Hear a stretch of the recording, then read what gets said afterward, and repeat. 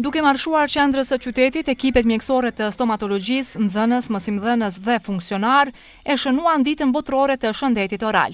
Mjekët lokal apelojnë tek prindrit që të njihen më shumë me rëndësinë e shëndetit të dhëmbëve. Sipas tyre, gjendja në Ferizaj nuk është e lakmueshme, ndërsa edukimi nga ana mjekësisë familjare nuk po mungon. Ne kemi pas vizita sistematike me kolegë nëpër fshatra dhe në qytete përreth.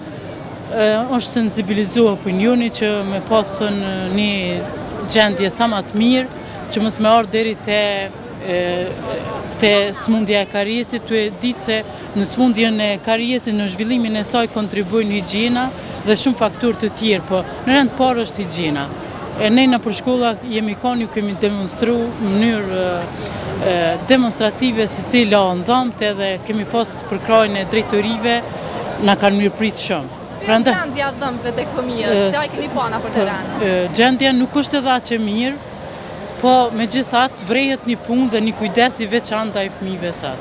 Kjo fushat sensibilizuese u përkra edhe nga nxënësit. Shumica prej tyre thonë se dentistin e vizitojnë rregullisht. Unë vetë kam në dentist, tani ajo kujdes shumë që unë mos me pas probleme me dhëmbë. Sa shokët dhe shoqet e klasës kujdesen në këtë fushë? Mendoj që shumica kujdesen. Po, njerë në muaj gjithmonë. Çka nas? Po.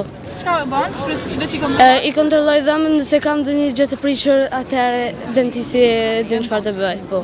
I kam caktuar shembull orë që gjithmonë pas ngrënjes së ushqimit ose para gjumit, dhe janë kujdes, po ashtu edhe kam pasur kontrolla të shumta në jashtë vendit.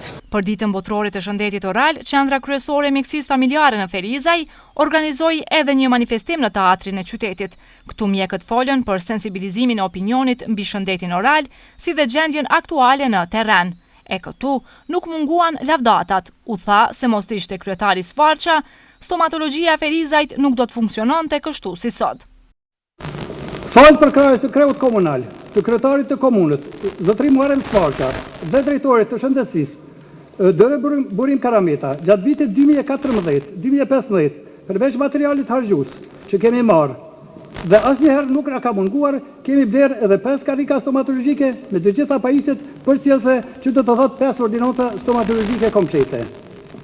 Kështu, pa ndonjë modesti, u lavdruam këto që kemi bërë disa investime në blerjen e karrikave stomatologjike me të gjitha pajisjet tjera përcjellse, cilat i kemi vënë në shërbim të interesit qytetar për mbrojtjen e shëndetit të gojës. Por kjo në asnjë mënyrë nuk do të na lejojë që ne të krijojmë një farë letargjie dhe të mendojmë që kemi arrit funksionin edhe misionin tonë. Ne do të punojmë me përkushtim maksimal për zgjerimin e hapësirave shëndetësore të gjitha veprimtarive dhe të gjitha mjekimeve në shëndetësi. U tha se gjatë vitit që lan pas, në stomatologjinë e Qendrës Kryesore Familjare janë kryer rreth 50.000 vizita nga pacientët. Në këtë ditë të shënuar, u ndan edhe mirënjohje për kontribuesit më të mëdhenj të kësaj fushë.